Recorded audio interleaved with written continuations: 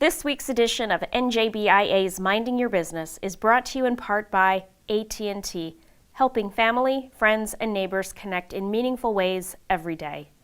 New Jersey's community colleges, aligning education to build an innovative workforce. Find out how your business can benefit at njpathways.org. And by New Jersey Business Magazine, providing critical information needs for New Jersey's business community for more than 66 years.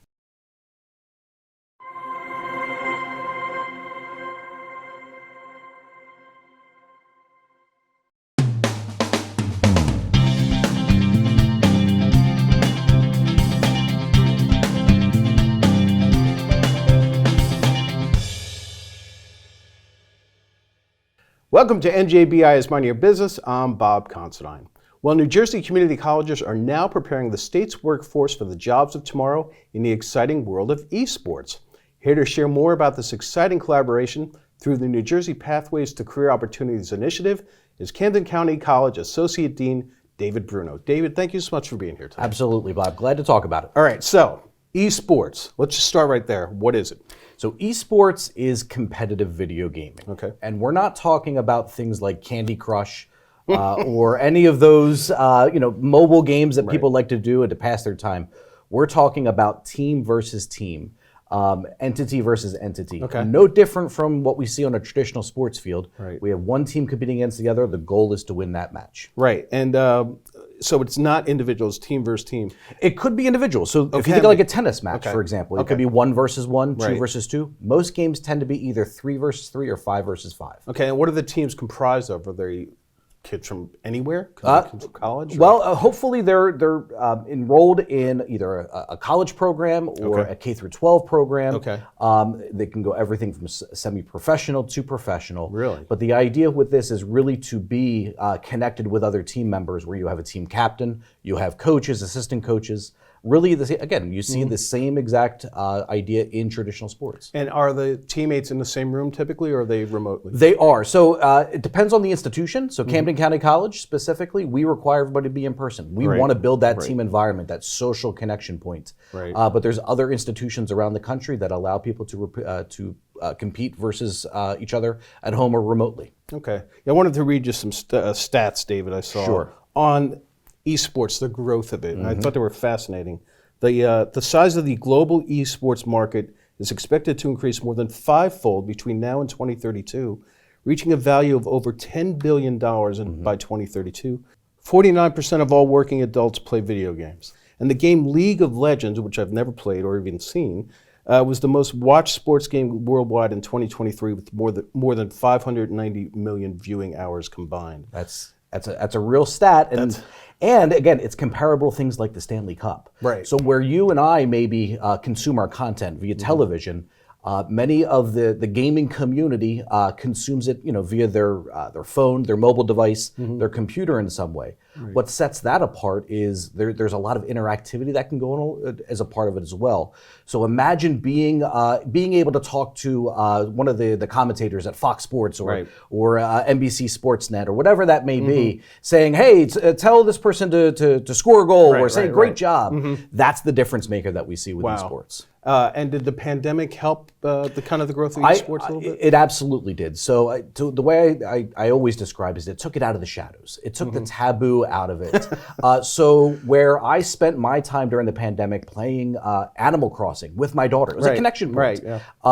It allowed other generations that weren't necessarily connected to gaming to see the potential behind it. Yeah. So not only did it skyrocket during the pandemic, it hasn't shifted from that trajectory since then. So we're talking about an industry that's not only emerging, but the full potential hasn't been realized as of yet. Yeah, so it's getting bigger. I know my son, who of course is a world-class athlete anyway, but he does love to play gaming at home, and he's very into it, very competitive. Like he plays Rocket League.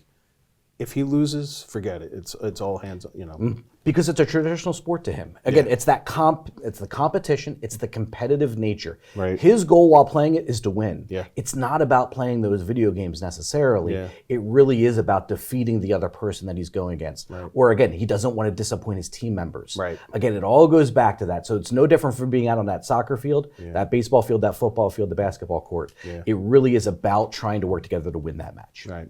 Tell us about the New Jersey Pathways project that you were just approved for at Camden County. Absolutely. So last year's project was about growing the industry, introducing a variety of different sectors, K through 12, higher ed, in industry, relatable industries, and also community partners about the opportunities that we talked about through esports. Right. This upcoming year's project is really focused on embedding the credentials, the industry certifications, specifically about Adobe and DaVinci Resolve, and having those skills and then going to various employers on that with that on your resume only makes you more attractive as we go forward. Right.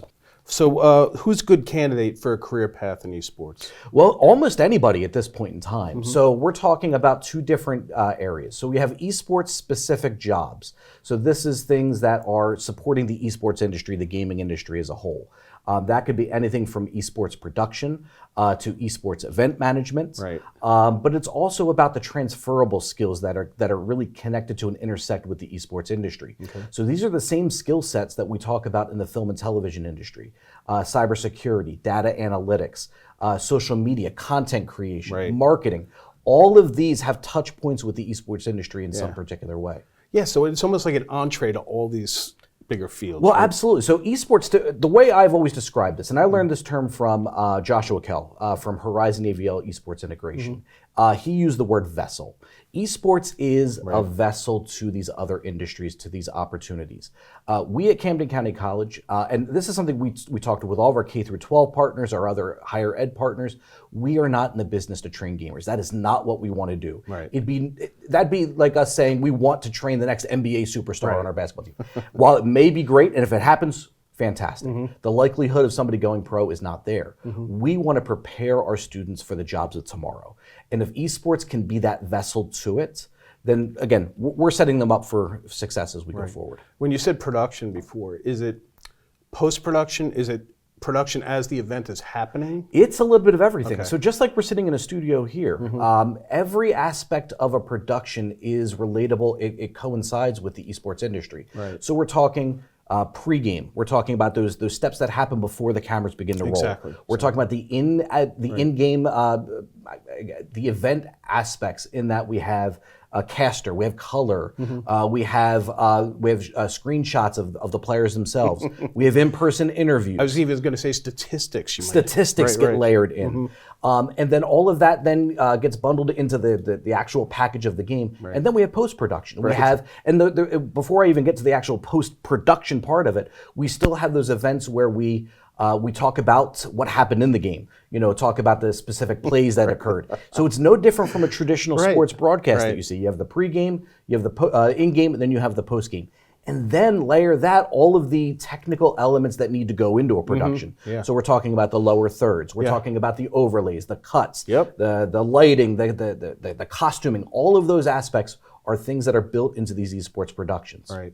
And how many students do you have doing this right now? So currently we have 50 students in our actual esports production degree. So Camden County College is the home of the first 2-year esports production degree in the state of New Jersey and really in the Mid-Atlantic region. We were able to offer that degree, which we then immediately articulated with Stockton University so that our 2-year degree fully transfers over to their esports event management degree. Okay. And the idea is to give them those academic opportunities that can then either lead on to a 4-year degree or go entry into the esports industry, or again, one of those related industries that we talked about before. Okay. But of those 50, now that doesn't include the actual players. So we actually have 70 student athletes. Oh, okay. And many people often assume that those students are going to be also the players. Right. That's not the case. Yeah. It's no different from a traditional college sport where you might have soccer players Right. in a soccer team that don't necessarily take a sports management degree. Right. They might be the psychology majors. They might be criminal justice.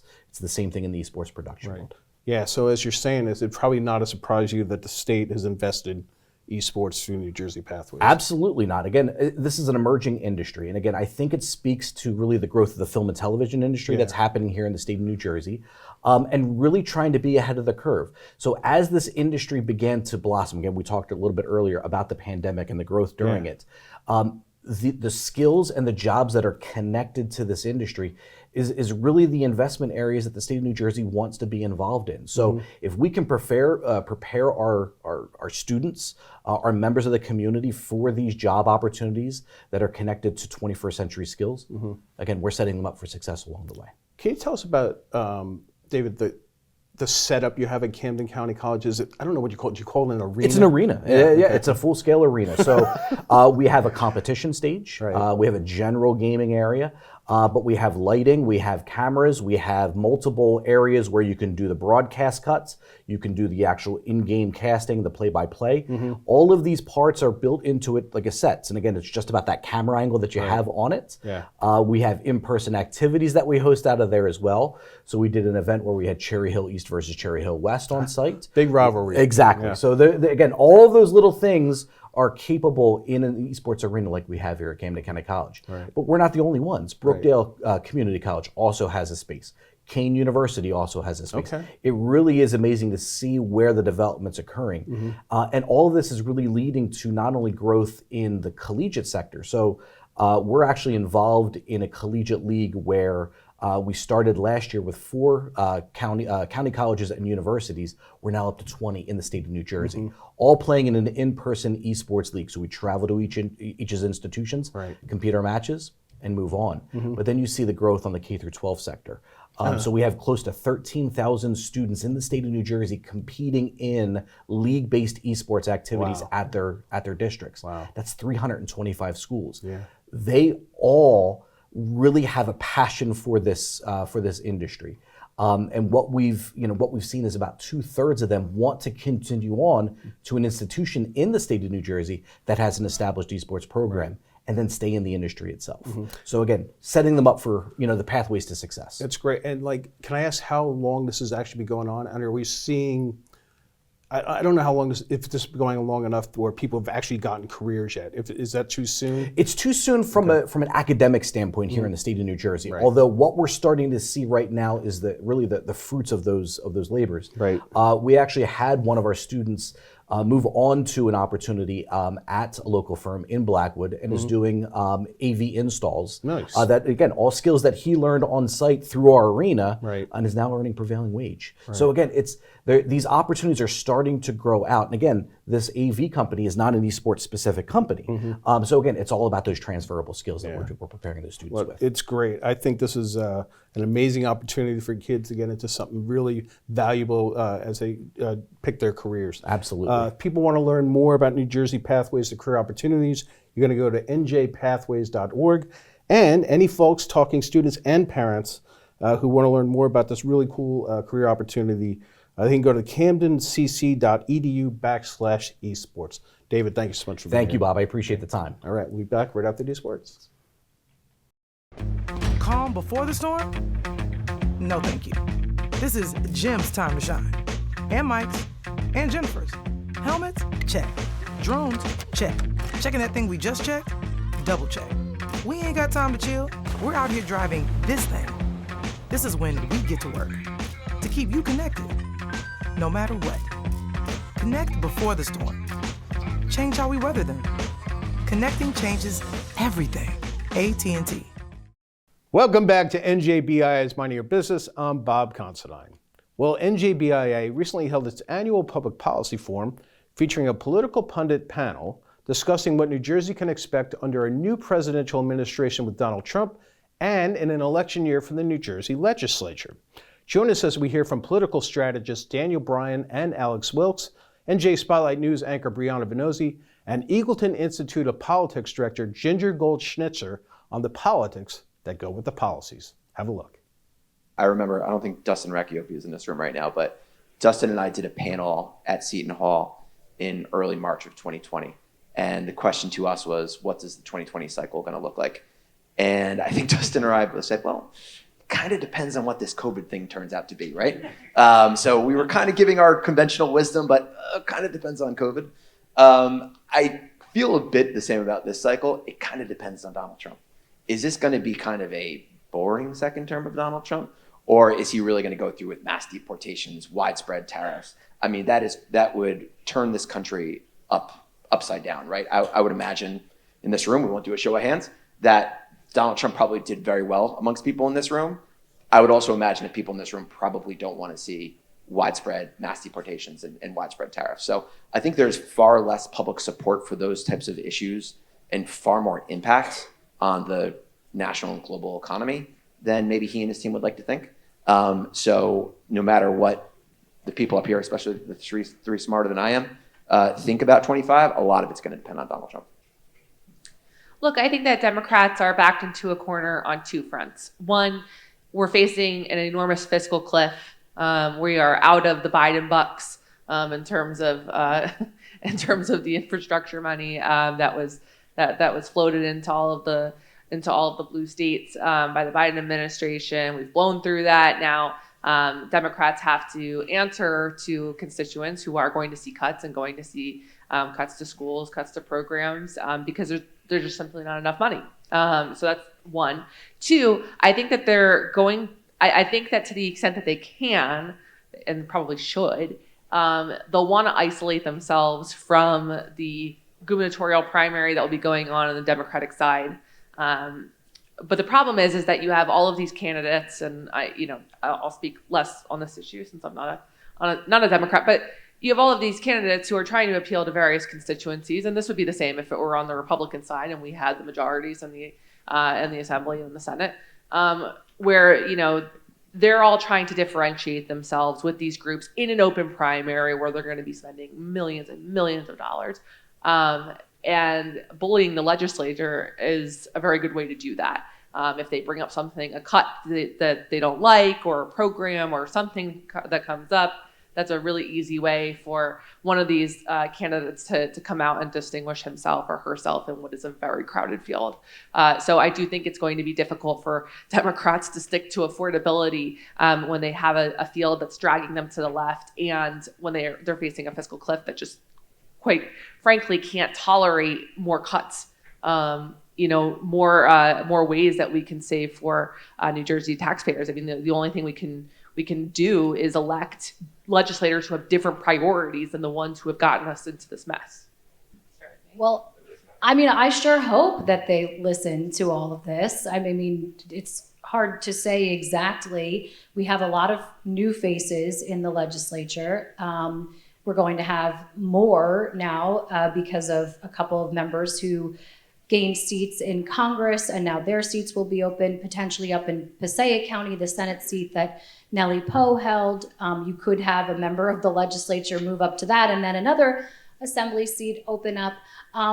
So, I mean, from my perspective, I do hope that they listen to all of this. I mean, New Jersey is often talked about as a bellwether from our previous gubernatorial elections, and definitely, Alex made an excellent point about 2020, where turnout was something we've never seen before, and frankly, because mail-in voting helped quite a bit, it was almost difficult not to vote. You had to make a conscious choice not to do it.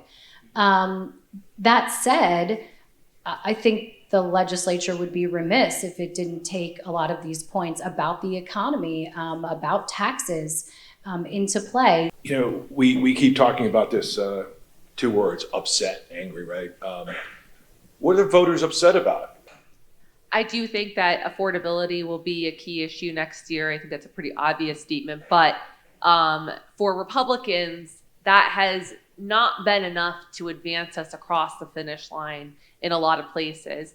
And I think it's because, look, this is an expensive state. And it's too expensive. It's too expensive to raise a young family here. It's too expensive to run a business here. There are too many regulations. There are too many issues with trying to do something in this state that we have to pare back. And we have to elect better legislators who have that in mind. But for Republicans, I think that in making that argument, we might have a more potent case this year because 2024 did show us that there's a certain limit to the American people's tolerance. They're not going to tolerate $6 for a gallon of milk. They're not going to tolerate $7 for eggs.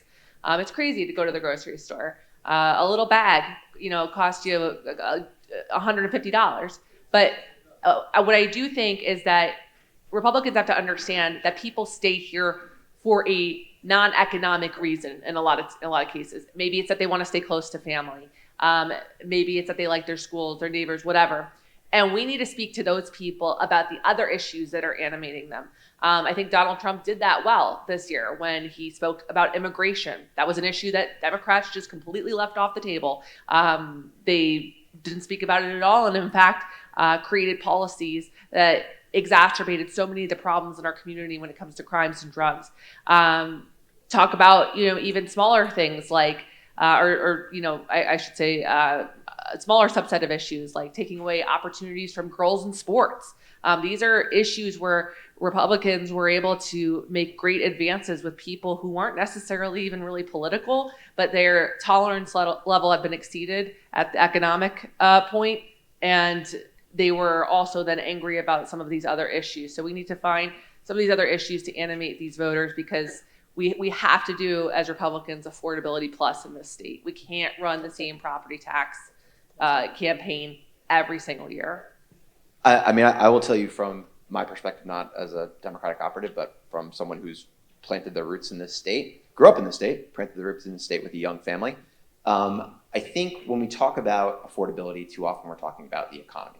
And I think the economy needs to be separate in political discussions from a household finance, right?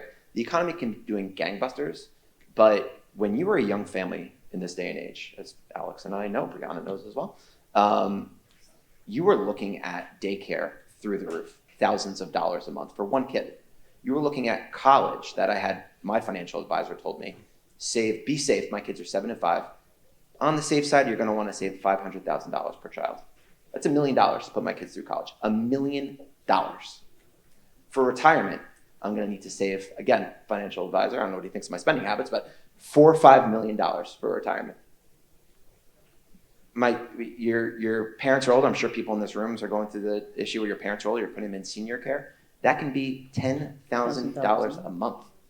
So you have middle-class families in this country generally are getting screwed from every angle on education, higher education, childcare, senior care, housing. We haven't talked about housing if you're a young family trying to buy housing. And now, to get an affordable starter home in this state is now at least $500,000.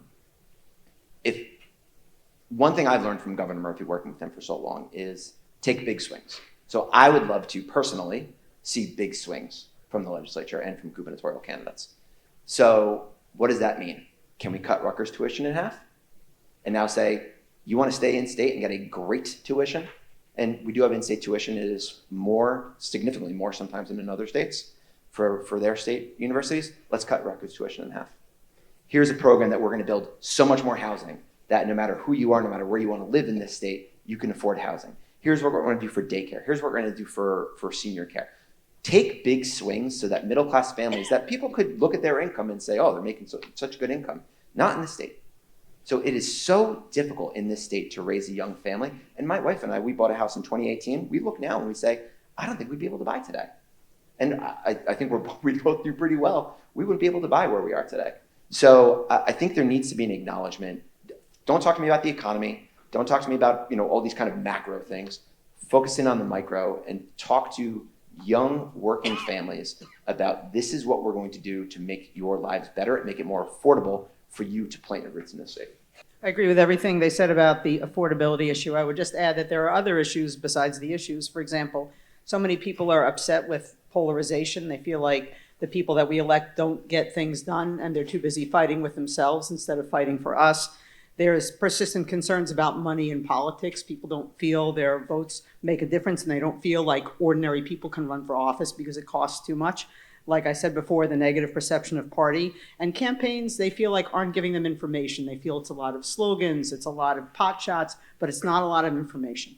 We talk to voters, and aside from the affordability question, I think we do have a question. Aside from affordability, it's trust. They don't trust. I mean, look at Eagleton polls, look at Monmouth polls, you pick it.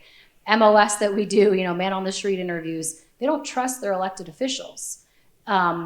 The number one question I get asked by folks who know that I work in the news is, where does all the money go? I hear that every single week. Where is all of my money going? They don't believe that their elected officials have their best interests. I mean, I think that's right there with the affordability and the polarization. Do you see the lines going away? Two-part question. One is, what's the impact, right? We're going to see more and more primaries. Do we see common folks running? Like my wife who owns a small business, do we see her running? Do you see folks like that? That's the first question. And the second question is, with more primaries, does it make the candidates run to the extremes where we'll see more progressive candidates and maybe some candidates are out of step with maybe the reality of what we want to do here in a business community? The power of the line emanates from the perception of the power of the line. I never thought the line itself was all that powerful. Early in my career, in my Hudson County days, we won elections off the line. We lost elections on the line. I would take a good candidate that is well-funded, running a good organization, over the line in a same election any day. And listen, I think I saw Assemblyman Fryman in the hallway before, who's a fantastic elected official. I bet you there's plenty of elected officials out there saying, I think I'm a really good elected official in and of itself. I've done a lot of good work. I've got this great brand, and I get these accusations, and I'm only here because of the line. And you know what? There's no line in 25. Good, bring it on. I want competition. I want to run a good race. By the way, if you don't want competition, you shouldn't be in elected office. So I'm hoping everyone in elected office does want competition. And now I think give them a cycle or two of winning, quote, of their own merits without the line. And I think that's only a good thing. And they should be able to hold their heads up that much higher. The line going away creates a little bit of a vacuum, and I think does create more of an opportunity for some of these progressive candidates to come up where they otherwise were completely cut out of the process. Whereas on the Republican side, because you've had some weaker county organizations in some places, you have had, more conservative candidates or different kinds of candidates basically prevail over the county organization in some recent elections where it wasn't thought that they could do so. So, again, I think that for the Democrats, it's going to be more interesting because they're the ones who had the most to lose with the line going away as the keepers of the money and the power in the state. It's going to be fun to watch them get their due. Just the line, what we're really talking about is ballot position. And if you looked at Dr. Julia Rubin's research from Rutgers, basically she's saying it's a 12 to 17% advantage just because of the ballot position. But I don't want any of us to lose sight of the fact that ballot position is really important. But one of the reasons that the line was important is because it indicates party support. So I'm going to just throw this out, right? Is the election and how great you can have the greatest assembly person in the world. How many people in New Jersey know about him or her or know that, right? I mean, New Jersey is just, assembly elections are our lowest turnout elections. And a lot of New Jerseyans don't understand that we have a state legislature or what they do. I'm going to say something particularly controversial. I think, and not for the people in this room, but there are lots of people out there, elections make people feel stupid. Because if you receive your sample ballot and you do not know the names of these people, these candidates, and you do not know what they do in these offices, then you have little interest in voting. And in some senses, that line, you can say, well, I'm a Democrat, so I'll just vote for that guy because I don't know his name and I don't know what a county surrogate does, or I don't know what a county clerk does, or I don't know what my assemblyman does. And it gives you a place to kind of say, well, I know that my values are slightly more aligned here, so I'll push the lever for that one. But honestly, maybe the focus really should be on the civic, and now I'm putting on my Eagleton hat, right? The civic education. Because I think a lot of the patterns that we're seeing in this angry electorate is because they don't have the information they feel they need to make the kinds of decisions that we ask them to make in every election. So I'm like, you could be a great assemblyman, But how many people will, in New Jersey's media market, how many people will know your name, know you're a great assemblyman, and know what you do, and know what you do as an assemblyman? Okay, thanks to our panelists and our moderator, Tony Bowiedeman from Comcast and the New Jobs PAC. Thanks to our producer, Vinny Civitilla, for putting the coverage together. And thank you for joining us on NJBIA's Minding Your Business. We'll see you next time.